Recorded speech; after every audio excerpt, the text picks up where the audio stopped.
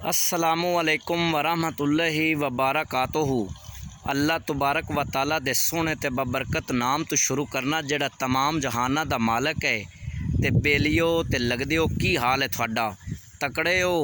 ते जनाब जिहड़ी अज गल मैं थानू सुनान लगा ना, गल दी थानू चस जरूर उसी मज़ा बड़ा उसी, लेकिन गल सुनन तो पहले थोड़ी जी मेहरबानी करनी है कि मेरे चैनल नू सबसक्राइब भी कर लेना है, लाइक भी करना है, तो बैल आइकन नू लाजमी दबा लेना है।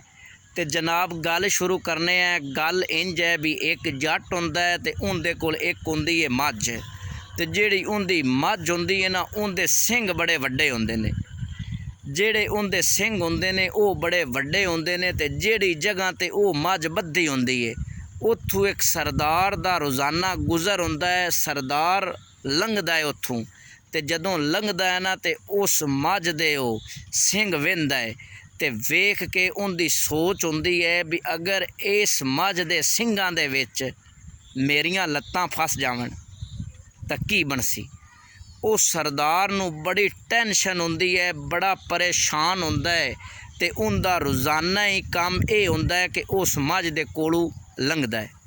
ते एक दिन ना सरदार उस मझ दे कोल जांदा है ते खुरली ते चढ़ के ना कोशिश करके ते मझ दे जेड़े सिंग ने उन्हां दे विच लत्तां फसा दिंदा है।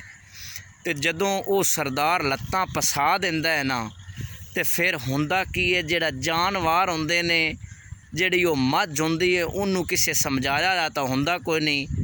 वो सरदार दियां जड़ियां लत्तां ने वो भन दिंदी है, तोड़ दिंदी है।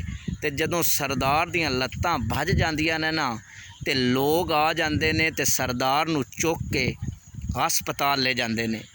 ते जेड़े वो जट दी मझ हुंदी है जदों वो सुनदा है ना ते वो भी जांदा है सरदार नू पुछण, ते सरदार कोल जा के ना सरदार नू आंदा है कि सरदार जी बड़ा अफसोस होया है, बड़ा दुख लगा है, लेकिन इंदे विच मेरा कसूर कोई नहीं, ते वो मझ आई जिंदी वजह तू ये हो गया। उस आख्या मार तू मेरियां लत्तां टुटियां नू दफा, ये टेंशन तां मुक्की ना भी ये लत्तां मैं इन्हां सिंगां दे विच फसाइयां ते बनसी की। दोस्तों ते बेलियो गल सुनाण दा मकसद ये है भी कई बंदे इहो जे हुंदे ने कि आए रोज़ ना उन्हां नूं भी टंगां पसावण दी एक दूए दे विच आदत हुंदी है।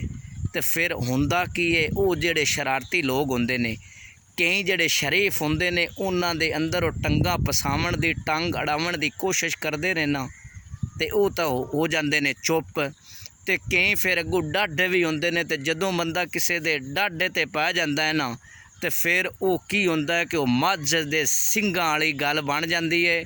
ते इस वास्ते अपने आप नूं शराफत दे विच ढालना चाहिदा है, शरीफ हो के इस दुनिया ते वक्त गुजारना चाहिए। जिहड़ी सानू अल्लाह ताला ने ज़िंदगी दिती है ना ये बड़ी अनमोल है, इनू ज़ाया नहीं करना चाहिए।